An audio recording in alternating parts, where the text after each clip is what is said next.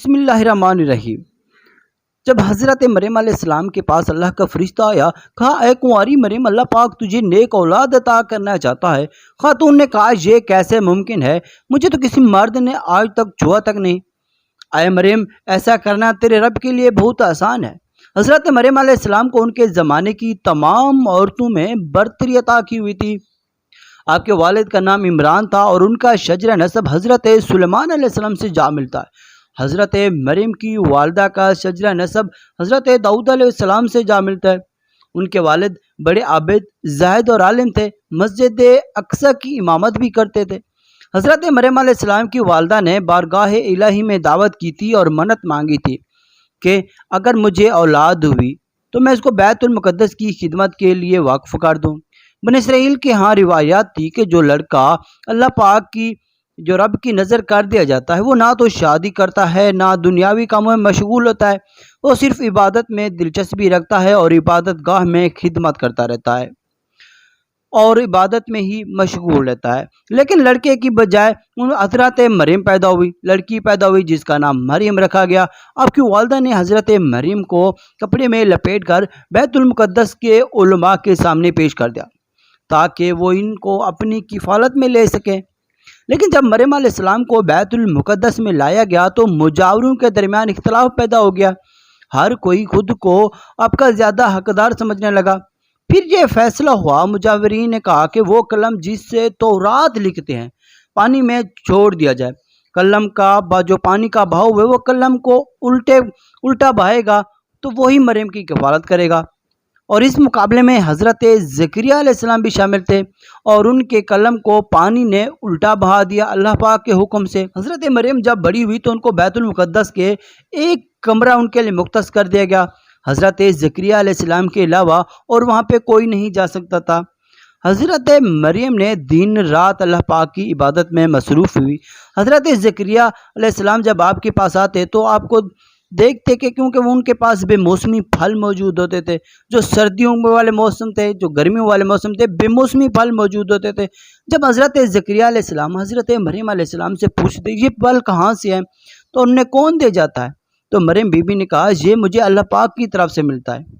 اب دن رات اللہ پاک کی عبادت میں مشغول رہتی، یہاں تک کہ عبادت میں اتنا مصروف ہوتی کہ بنی اسرائیل میں یہ مشہور ہو گیا کہ آپ پاکیزہ ہیں اور عبادت گار خاتون۔ حضرت جبرائیل علیہ السلام حضرت مریم علیہ السلام کے پاس تشریف لاتے ہیں۔ بی بی مریم جب غیر مرد کو حجرے میں دیکھتی ہے تو پریشان ہو جاتی ہے۔ حضرت جبرائیل علیہ السلام انسانی شکل میں تشریف لاتے ہیں۔ حضرت جبرائیل علیہ السلام آپ کو تسلی دیتے ہیں اور پیغام رب سے باخبر کرتے ہیں، تو میں اس لیے بھیجا گیا کہوں تجھے میں ایک پاکیزہ لڑکا دوں۔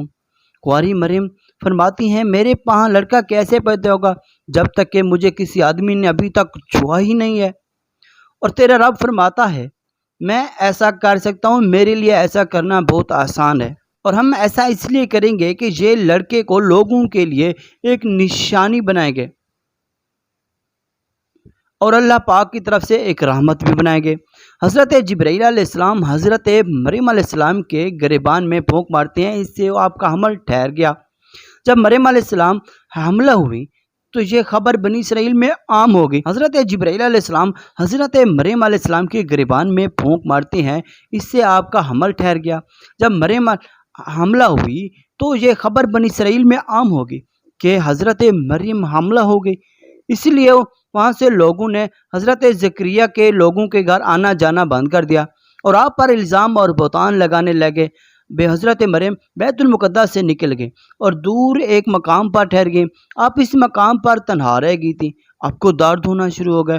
آپ نے ایک درخت کا سہارا لیا، ایک کھجور کا درخت تھا، اس کے نیچے بیٹھ گئے۔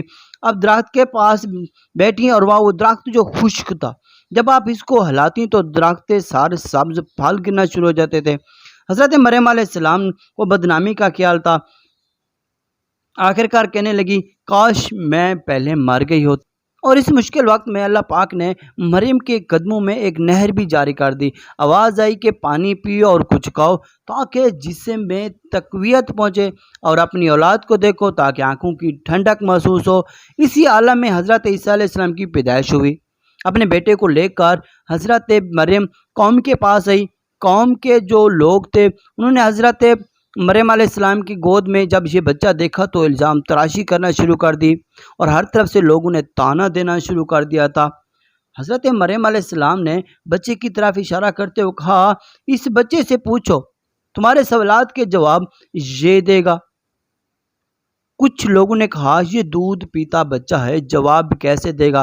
پھر حضرت عیسیٰ علیہ السلام نے بولنا شروع کر دیا اور کہا، میں اللہ کا بندہ ہوں اور مجھے اس نے کتاب دی ہوئی ہے اور مجھے نبی بنایا ہے، مجھے نماز اور زکوٰۃ کی وصیت کی ہے۔